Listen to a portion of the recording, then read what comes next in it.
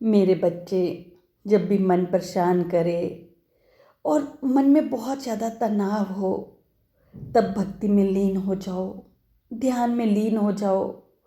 ना उदासी होगी, ना चिंता होगी। परमात्मा है, वो सब संभाल लेंगे। ये भावना जागृत होगी। आसपास की नकारात्मक ऊर्जा का भी प्रभाव नहीं होगा।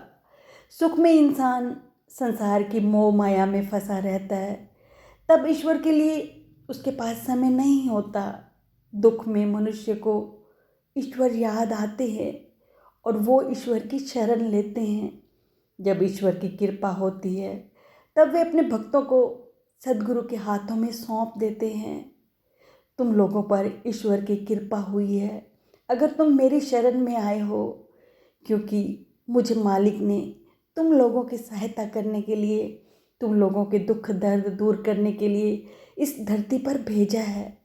सद्गुरु की शरण में आने से, उनके मार्गदर्शन से जीवन का पथ सरल हो जाता है और तुम्हें वो योग्य मार्ग बताते हैं। अब मेरी शरण में आए हो तो जो मैं शिक्षा दे रहा हूँ उसका पालन भी करो।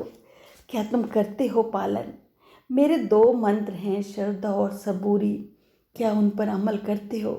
क्या दुखों में मुझ पर विश्वास करते हो? अपने दुखड़े रोने के लिए तुम संसार के पास जाते हो। क्या मैं समर्थ नहीं हूँ तुम्हारे दुखों को सुनने के लिए? मुझ पर इस तरह का अविश्वास करके अपने सद्गुरु साईं की गरिमा को क्यों कम कर रहे हो? जहाँ आस्था नहीं, उस भक्ति का क्या उपयोग?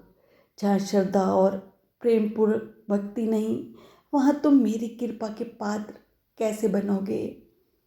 पूजा पाठ, व्रत नियम आदि करने से भगवान प्रसन्न नहीं होते अगर उसमें प्रेम भाव नहीं।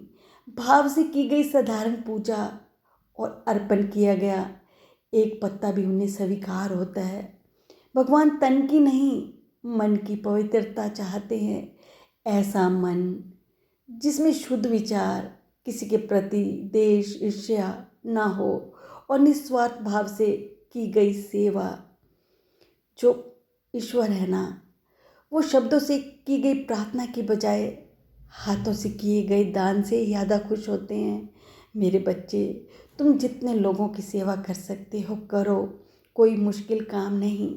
जब तुम करने लग जाओगे ना, तो ये तुम्हारी आदत बन जाएगी और इसी से ही तुम्हारे कर्मों का छुटकारा मिलेगा और तुम्हें खुशियाँ प्राप्त होंगी, तुम्हारे कर्म कट जाएंगे। मैं बार बार कहता हूँ कि तुम लोगों की सेवा करो, क्यों इस बात को भूल जाते हो? क्या करते हो? क्या बाबा की बात मानते हो? मेरे बच्चे, अगर मेरी बातों पर अमल करोगे तो ज़िंदगी में खुशियाँ आ जाएंगी, तनाव कम हो जाएंगे। तुम्हारा बाबा अपने बच्चों को हमेशा खुश देखना चाहता है। खुश रहो मेरे बच्चों।